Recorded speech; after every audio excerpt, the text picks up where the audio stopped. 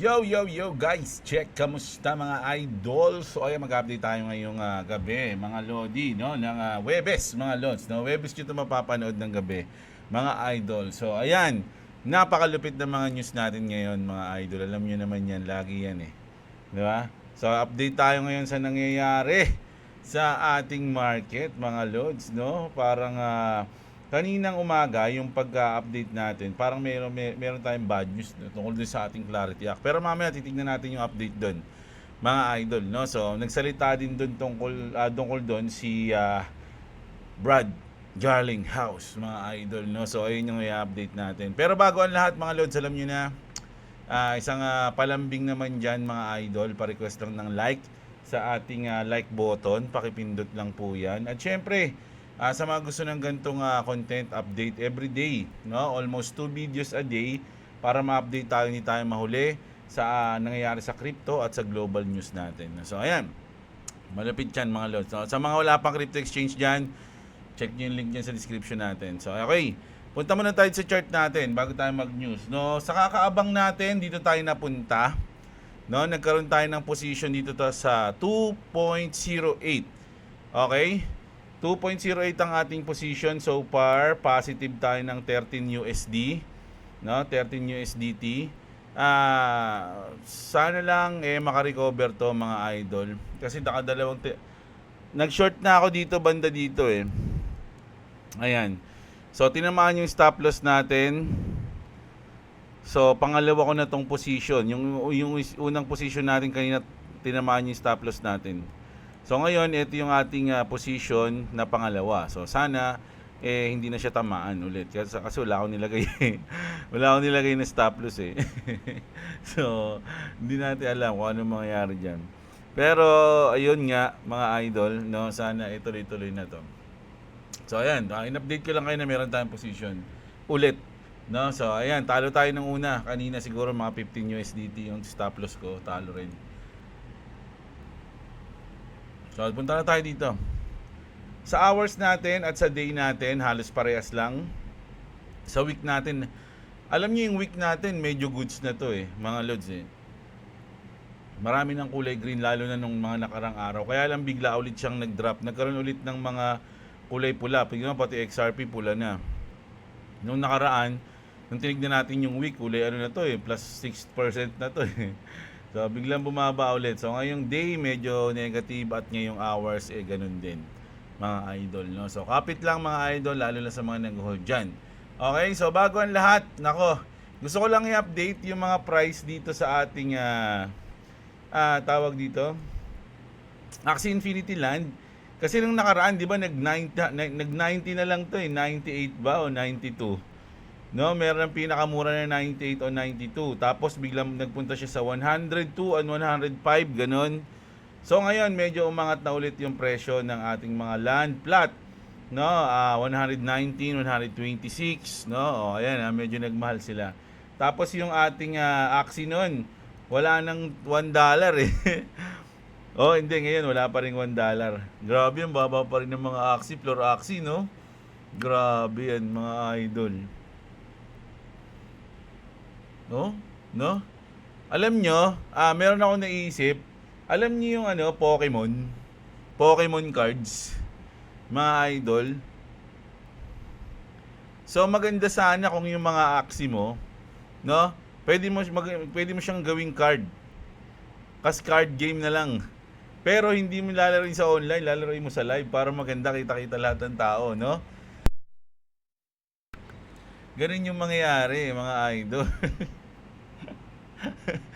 Card game, no? Hindi, nakita ko lang kasi nakita ko ng community ng mga nagka-card eh. So inisip ko lang kung sakali sa Axie kaya ano kayo mangyayari, no?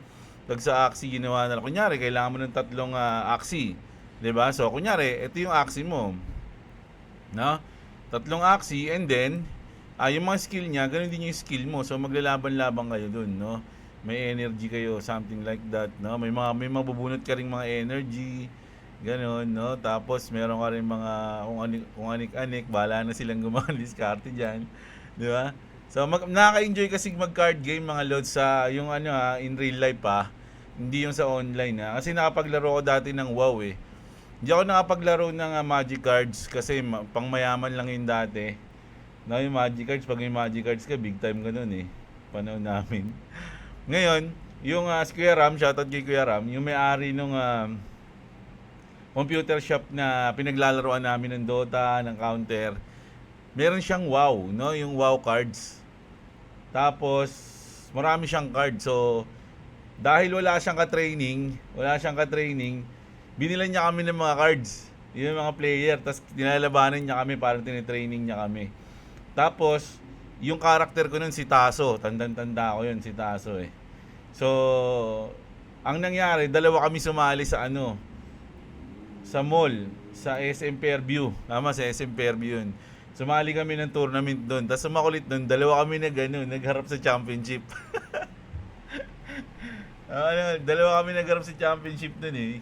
Ni Kuya Ram eh. So, ang ganda na. Tuwan-tuwa ako sa laro na yun dati, mga lodi. No? Wow, wala na. Kaya binalik ko na sa kanya yung card. Di naman sa akin yun eh.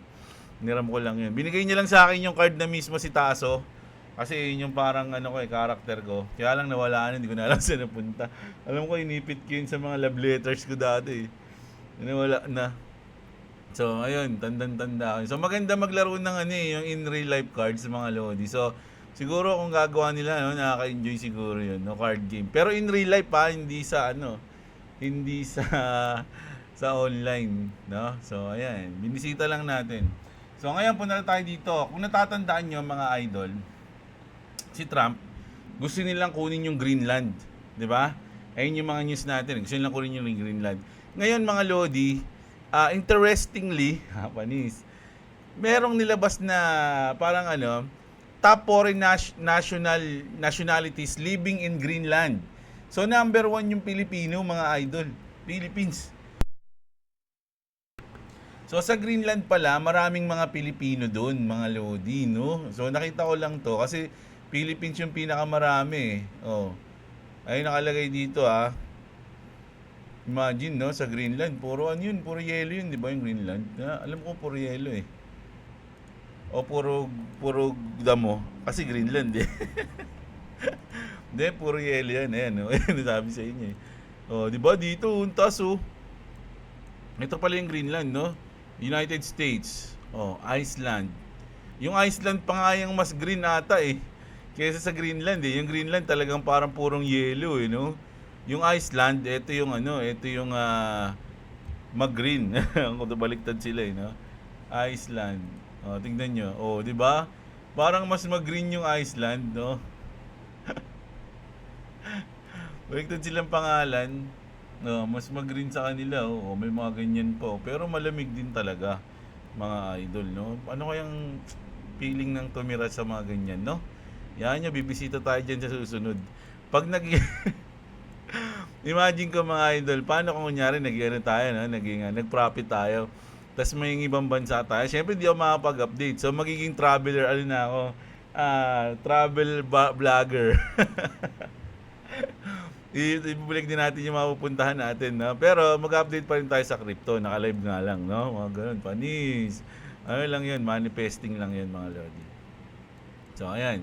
Ang pinaka malupit na bansa, ang Philippines. So, ayun lang, mga lods. Grabe, ang layo ng Iceland, no? Pero maraming Pilipino.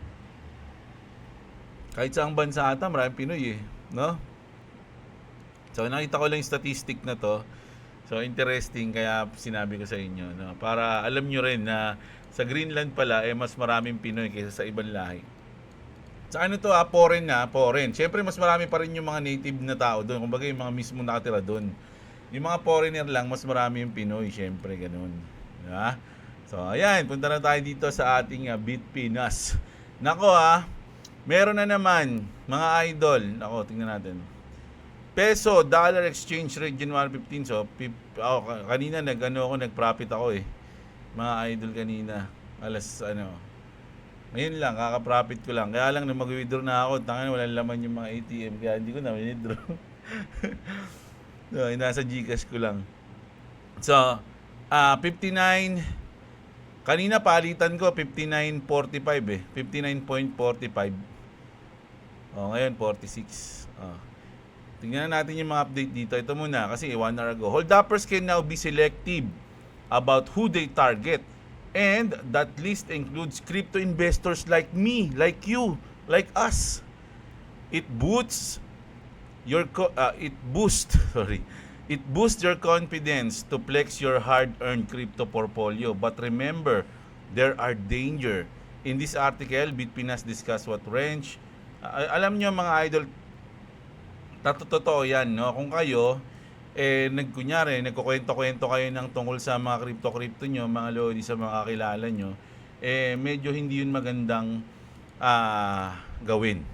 Mga idol, natatandaan nyo isang yung, di ko lang, nakalimutan ko na yung bansa, pero inano natin yun binalita natin yun na binugbog siya tapos para lang makuha yung password niya tapos sinunog siya sa loob ng kotse niya para makuha yung password niya sa crypto niya, mga idol. So, delikado talaga.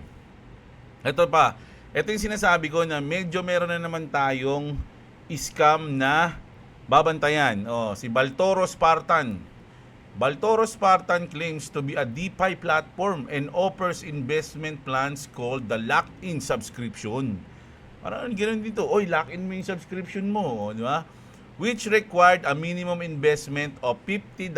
So mga nasa 2.5 to, hindi ko alam 2.5 o 3K, 2 plus yan. With a promise of up to 912.5% profit after 12 months, mga idol. Panis.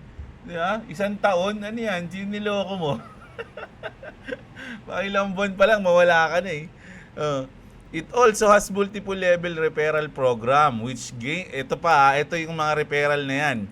So ibig sabihin marami na namang mga utos sa inyo, no? Minsan yung mga influencer which grants 1% commission from investment made by the investees of one's direct referrals up to the 10th level. So imagine mga lodi hanggang 10th level, may ano siya, may bonus siya.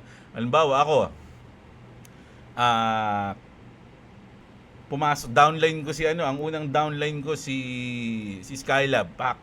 Si Skylab unang downline ko. Tapos na-invite niya si Spilabis. Tapos na-invite niya si Meowsy. Hanggang 10 yun. Hanggang 10 meron akong katkong mga idol. Ganun kalupit yan. So tandaan niyo yung pangalan na to Baltoro Spartan. Tas 12 months. Yung iba nga weekly pinapasahod, di ka ang tibay mo 12 months mo pa papasahorin yung mga tao. Ang tindi mo naman, boy. So ayan, best friend kita, boy. So ayan, nabantayan niyo yung Voltron Baltoro pala, sorry. Baltoro Spartan na yan mga lons Wag na wag kayo nasali na sa mga ganyan. Kapag kayo sumali pa dyan, nagpauto pa sa ganyan, deserve nyo ng maloko. Diba? Deserve nyo ng maloko, mga idol, dahil napaka-gullible nyo. Panis, gullible, bagong words. Tutunan ko yun sa mga sa mga political content creator Huwag kayong gullible. Ano yung gullible po? Ano yung gullible na yan? Tanga pala yun, ibig sabihin. In short, tanga. Ayan, madaling utuin. Ayan, gullible. Madaling utuin, mga lodi. So, huwag kayong gullible gullible ka rin So, ayan So, handaan yan ingatan nyo. Huwag na kayo sumali dyan pag narinig nyo, lalo na. Kahit kanino nyo marinig yan, kahit kay Mr. Beast nyo pa marinig yan Huwag na kayo sumali dyan. Ito tayo dito. Ito, lupit nito mga idol. Yan ako lang i-refresh ko lang Saan ito may bago ata. Bitcoin, hindi. Sige, dito muna tayo. Saan ba yun? Ito. Uy, galing, no? Bitcoin, Pepecoins, Bitcoin drone show in Lugano, Switzerland, no? So, pero naka-fast forward dyan, mga lods. Kung papansinin nyo, medyo mabilis yung kilos, no? Pero, ang galing ng mga drones, no? Pinortray nila yung crypto. Lahat ng nangyayari sa crypto, mga idol. Panis, McDo. Yung McDo na yun, ayun yung kapag wala ka na talagang pag-asa crypto, mag-apply ka na ng crew. Yan yung joke nila dun. So, napakalupit, di ba? Ayun, Pepe, Booperman! Ayan. So ang ganda lang, share ko sa inyo. Tapos tignan natin itong mga bago na to. Hindi ko nakita to eh. NFT market cap rebounds. Nag-rebounds pa yung mga NFT ah. Sabagay, tumaas nga yung land eh. Suwi Network suffered a 6-hour outage. Naku, nangyari yan? Meron pa naman ako niyan. Outage that stalled transaction. This is the second major outage that the network has encountered since launching in 2023. The Suwi Foundation has not explained how the outage came about. As of writing, the network is back online. So ibig sabihin, may nangyari lang no, na outage. Hindi natin alam kasi hindi nila explain eh. Pero balik na ulit online. Usually nangyayari talaga yan sa mga sa mga ganyan, mga loads, no, normal lang yan kahit sa Solana nangyayari yan, no. Pero ang importante diyan is na nababalik nila agad. Kumbaga, hindi kinakabahan yung mga investor. Bitcoin will definitely reach 200,000. It's just a matter of time, but it's unclear when. Malamang, ano ba namang klaseng ano yan? Siyempre naman, naabot ang 200,000 yun. Kaya lang, tama ka dyan. Hindi mo alam kung kailan, pero aabot yan. Mamaya, lolo na tayo, hindi pa umabot yan dyan eh. Pero aabot yan. Pero ngayong cycle, aabot yan mga idol. Sa tingin ko nga, baka ngayong taon eh. Yan ha. Siya, hindi siya sigurado. Pero ano ko lang to. Wish, sabi nating wish ko lang to, no? Wish ko sana umabot ng 200,000 ang Bitcoin this year, 2026. Mga lods, no? Ayun ang aking ano diyan. Ayun ang aking wish. Di ko pinipredict mga idol hindi ko baka sabihin niyo nang nami-predict ko. Nami-predict show. Pero hindi, mga lods, no? Nang wish lang tayo. So ayan. Tapos ito mga idol, no? Speaking of NFT, excuse me po. The Axie Infinity token did 366,000 million in trading volume within the 24 hours time frame. Kasi kung titingnan niyo yung AXS mga idol, no? Talagang nagpumping kahapon. Kahapon to alam ko eh. So nagpump siya, nakita niyo yan. From 53, no?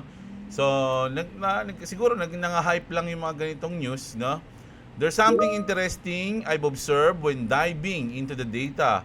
The Upbit exchange has recorded 113 million in volume in the AXS Korean won pair on the platform, the highest percentage of volume out of all the platform where AXS is listed. What does this mean? It means South Korea is bullish on Web3 gaming and aware of the Axie Infinity ecosystem. Upbit is one of the South Korea's dominant cryptocurrency exchange, the primary place where Korean retail investors buy, sell, and discover crypto using Korean won.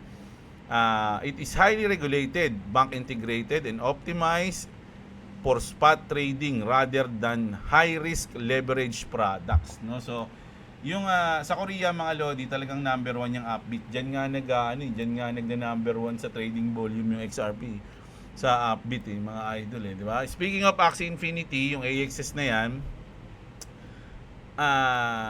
saan ba yun? Ay, hindi pala yan.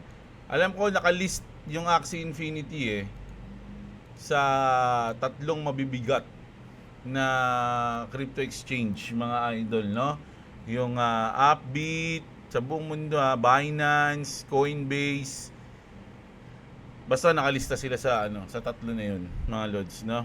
So solid mga idol, no? Yung Axie Infinity, tsaka yung RON. So kalimutan niyo yung SLP. Kalimutan niyo na daw. Ayan, hindi na babalik yung sa 19 pesos mga idol. Ako, malabo na sa ihi ng bagong panganak yun mga idol. Bumalik sa 19 pesos yun, no? Siguro hindi na tayo buhay nun pag nangyari yun. Ito, have you noticed? Nako, ito, maganda to mga lods yung pinakita dito ng Binance Junior, mga idol. Pero for me, meron siyang, it makes sense, pero para sa akin, kung ikaw magulang ka, gusto ko lang sila siguro maging aware doon, pero ayokong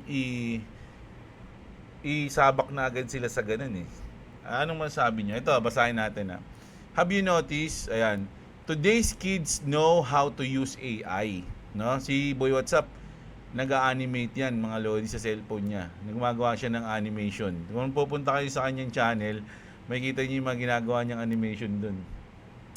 They can edit videos. They even know a bit of programming.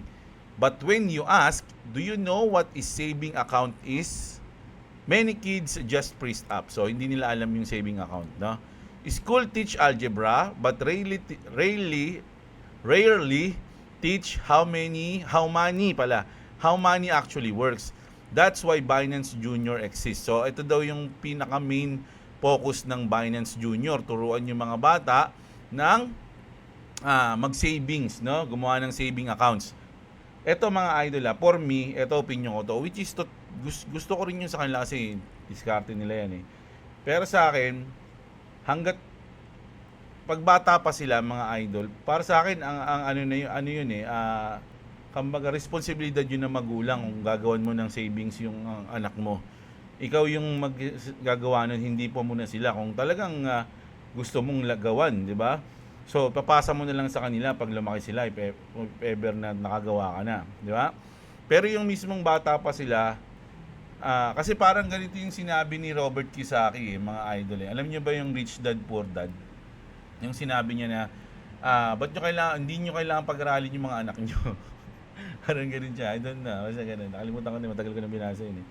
Basta ang ano niya, ang pinaka main point doon, sa school, hindi ka tinuturuan para yumaman. Tinuturuan ka para maging trabahador. Tinuturuan ka para magtrabaho, no? Parang nung unang panahon, nung wala pa yung mga school, mga idol, ang nag-imbento talaga niyan is yung mga mayayaman, no? Kasi walang nagpa-farm sa kanila, walang gumagawa ng mga bahay nila. Di ba? Walang ganito, walang ganyan. So, walang mag-aasikaso sa mga mayayaman. Ginawa ng mga yaman, gawa tayo school, si Forma, no, yan gumawa ng bahay ko, gawin natin siyang teacher doon. Parang doon nagsimula yung school eh. So parang ang nag-aaral yung mga tao para maging trabahador. Ayun yung tinuturo sa school, para maging ganto ka, para maging ganyan ka, anong pangarap mo, gusto mong maging doktor, tagagamot ng mga mayaman. Gusto maging pulis, tagapagtanggol ng mga mayaman, ganoon eh. Parang ganoon yung gusto niya sabihin eh. No, so ginawa daw yung eskwelahan para magkaroon ng mga tao na may iba't ibang skill, no? Para sa mundo, no? Para maging maayos yung mundo. Pero pansinin niyo daw sa school, hindi tinuturo kung paano yumaman, hindi tinuturo kung paano mag-manage ng money, hindi tinuturo kung paano palaguin yung ganito o to. Example, palaguin niyo to, ganyan. Siguro sa business, mga course na business sa college, ganoon na yun eh, sa college, 'di ba? Pero yung sa umpisa lang daw, wala daw ganun. Kaya marami sinasabi na mas magandang maaga pa lang turuan mo na yung anak mo para kumita ng pera, hindi para magtrabaho para sa iba. Parang ganun. So, eto, goods yung kanilang intention, no? Pero para sa akin, kailangan ng skill ng isang tao. Di ba? Kailangan mo ng skill. At matututunan mo yun sa school. Iba't ibang skill matututunan mo sa school. Tsaka yung way para mabuhay, dun mo sa eskwelahan matututunan. 'Di ba? Makisama lang sa tao, doon mo matututunan, 'di ba? Bumasa ng tao, doon mo matututunan. At marami pang ibang kalokohan, 'di ba? Doon mo matututunan. Pero yung pagyaman, I don't know eh. Anong masasabi niyo doon mga idol sa ganung pananaw ng mga mayayaman? Siguro kaya mahirap tayo, no? Kasi mas gusto natin masaya lang, no? Ano sa tingin niyo mga lodi? Kasi ako, for me, mas magandang yung pagdating sa mga ganito, tayo na yung maggagawa ng account, i-ready na natin para sa paglaki nila, kumbaga parents. Pero kung bata pa lang, matututunan na nila yung mga ganito, savings, which is goods din naman para sa akin eh. No, matututo sila humawak ng pera. Kumbaga hindi sila maging gastador pag nagkaroon sila ng malaking pera. Oy, bili ako ng ganito, ganyan. Kumbaga marunong na sila mag-handle, no? Which is good 'yun. Pero importante pa rin kasi yung skill. Yan ang matututunan mo sa school. 'Di ba? Ano masabi niyo, mga lodi? Ang gandang topic sa inuman nun, ah. No, yung ganun, no? Yun lang yung sa akin, mga lodi. Ano masabi niyo ron? Pero good intention, sa Binance Junior. Eto na, mga lodi. Eto na yung sa Clarity Act natin. I spoken with leaders across the crypto industry, the financial sector, and my Democratic and Republican colleagues, and everyone remains at the table working in good faith. As we take a brief pause before moving to a markup, this market structure bill reflects months of serious bipartisan negotiation and real input from innovators, investors, and law enforcement. The goal is to deliver clear rules of the road that protect consumers, strengthen our national security, and ensure the future of finance is built in the United States, mga lodi. So, ang una kasi nating nabasa agad is reklamo, which is kay Brian Armstrong. Kumbaga, hindi pa naman natin nakikita yung buong bill. No, kumbaga nagkaroon lang tayo ng idea nung nagreklamo si Brian Armstrong, which is sang-ayon naman tayo sa mga gusto niya, no, na pinagbabawal ng ganito ganyan. Pero kung tutusin, hindi pa natin alam lahat, mga idol, no. Kasi sabi nga dito ni Brad Garlinghouse, mga idol, nag-comment kasi si Brad Garlinghouse, kaya hindi pa siya sumasagot dun sa sa ano ni Brian Armstrong. Iba kasi siguro iba yung take ni Brad Garlinghouse dito, mga idol, sa nangyayari. Sabi niya kasi dito, while long overdue this move by Senator Tim Scott and banking op on market structure is a massive step forward in providing workable frameworks for crypto while continuing to protect consumers. Ripple and I know firsthand that clarity beats chaos. Ito yung pinakamalupit dyan, mga idol.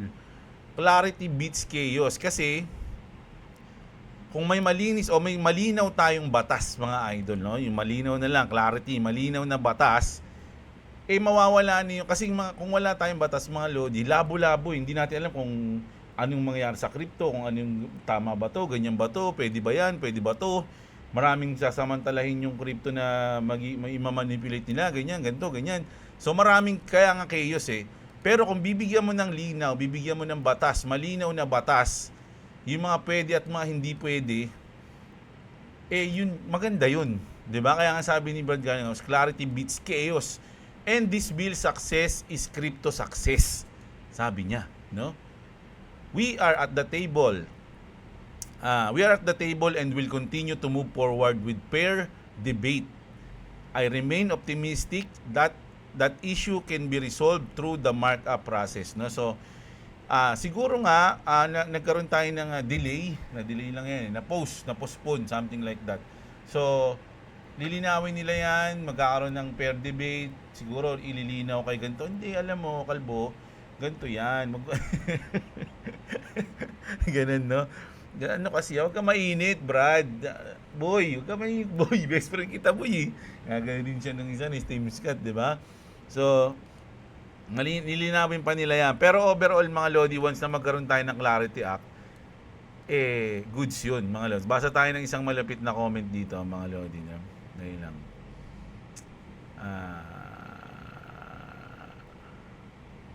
Sabi dito, this is huge for crypto. Brad Garlinghouse nailing it. Clarity beats chaos every time. O, di ba?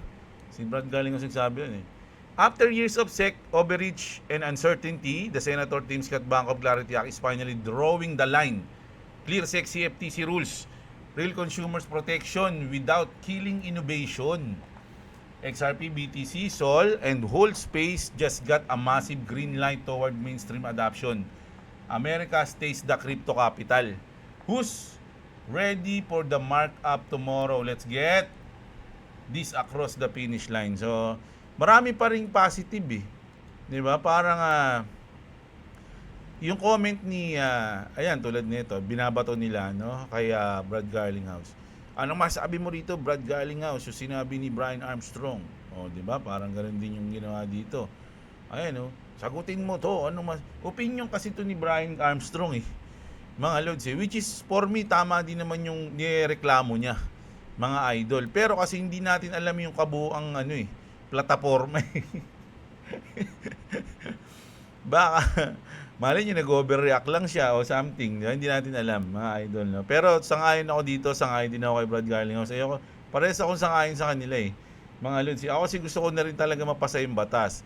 Ngayon, sabi kasi ni Brian Armstrong, mas maganda ng walang batas kaysa pangit na batas. Yung ilabas natin, di ba? Parang ganun yung sinabi niya. So, ako for me, mas maganda pa rin may batas mga idol, no? Kasi, magiging clear, magkakaroon tayo ng susundin, mga lodi, no? Parang ganito yan eh. Andito ako, papunta ako ng SM Fairview, walang kalsada, mga lodi. Kanya-kanyang kanya-kanyang daanan lang, boom, boom, boom. Kanya-kanya lang papunta dun, magulo, di ba? Pero kung lalagyan mo ng isang kalsada yan, mga lodi, kahit nasa una, bako-bako yung kalsada, di ba? Ang ganda ng example ko sa una, bako-bako yung kalsada, at least meron tayong sinusunod na daanan, no, na napupunta na dadaanan papunta doon. 'Di ba? Kapag lumampas ka sa kalsada, uy, bawal 'yan, pare. Ginawa na nga yung kalsada, lasing ka ba? Umayos ka nga, gagawin siya, 'di ba? O kahit na ano 'yan, dito tayo dadaan, ito yung daanan natin eh. Habang tumatagal, pwedeng i-clear yung kalsada na 'yon, pagawaan, galingan, 'di ba? Parang ganun, linisin hanggang maging pulido. 'Di ba? Pero ngayon, mas maganda magkaroon tayo ng isang kalsada lang, no? At ang lupit nun, 'di ba? O, 'yun, lupit, no? Mag-subscribe na kayo at i-like yung video natin. Parang ganun yung naisip ko doon, mga lodi, no? Tama ba 'yun? Mali ata example ko, Pero parang ganun eh. No, ang gusto ni Brian Armstrong, kanya-kanya na tayo para sa makarating tayo doon. No, ganun. Brad Garlinghouse naman, may importante to. Kailangan may clarity. Dito tayo dadaan, no? Kung sa una, bako-bako siya kasi bago pa lang, okay lang 'yun. Pero pag tumagal, mapapaayos din natin 'yan, wag lang maging ghost project. Lalagay natin 'yan ng cat's eye pag gagabi umiilaw. Di ba? 'Yun. Ang lupit ng news na 'yun, Tapos ito, last news pa naging last news pa to. Yan ano lang to, mabilisan lang to. Yung Ripple tsaka Hedera, pareha silang sponsor sa upcoming World Economic Forum in Davos. No, Davos 2026. Sponsor yung Ripple at Hedera, tsaka Mastercard. Ayan. So, goods, di ba? Ayun yung news natin, mga idol. Grabe yung news na yun, mga lods, no? So, antindi nun, mga lodi. Oh my God, ba't ka bumababa? So, positive 10 USDT tayo, mga lods, no? So, ayun yung ating balita ngayon. Actually, mga lodi, ano pa lang kung titignan nyo, dito sa ating chart, 17:18, nakalagay sa oras sa baba, nakita nyo yan, 17:18.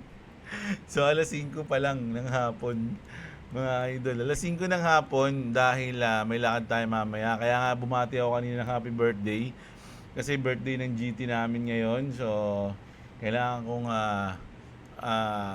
yun, makapag-update bago tayo umalis, mga lods, no? So, yun, mga idol, sana na-enjoy niyo yung video natin, At sana ako, ini-enjoy ko na lang yung mga update natin, no? At least na-update tayo at medyo natutuwa pa tayo, mga idol. So, ganun lang. At kumikita pa tayo sa trade. Minsan kita, minsan talo. So, ganun lang talaga ang buhay. Kaya kailangan natin pag-aralan ng malupit yan. So, kita-kits mga lodi. Bawi ako sa susunod na video. Alam nyo naman yan. Palike ng video natin. Subscribe sa mga hindi pa nakasubscribe. Check nyo yung link dyan. Lalo na sa mga wala pang crypto exchange. No? Yan yung link na sa description. Ahem. So ayun, kita-kits tayo. Maraming salamat sa mga nanood. Magandang araw sa inyo, mga kapatid. At What's up? yeah, break it down, yo. Yeah. Let's go, yo. Hinihintay ko 35 35 minutes. So ayan, no. Yeah, break it down, yo. Yeah. Kanta ka, Choy. Bilis hanggang mag-35. 30 seconds. Wala pa. 20 seconds pa. 3, 3. 2. Hindi pa yan. Malayo pa. Who's that? Si Gintoki. Si Katsura. Hindi ko nakilala yung dalawa eh. Si Gintoki lang eh. Tagal ko na hindi na ba. Si Katsura at si Gintoki lang ang idol natin dyan. Tapos na ba? Sana? Yeah! Yeah! Bye-bye! Bye. Woo!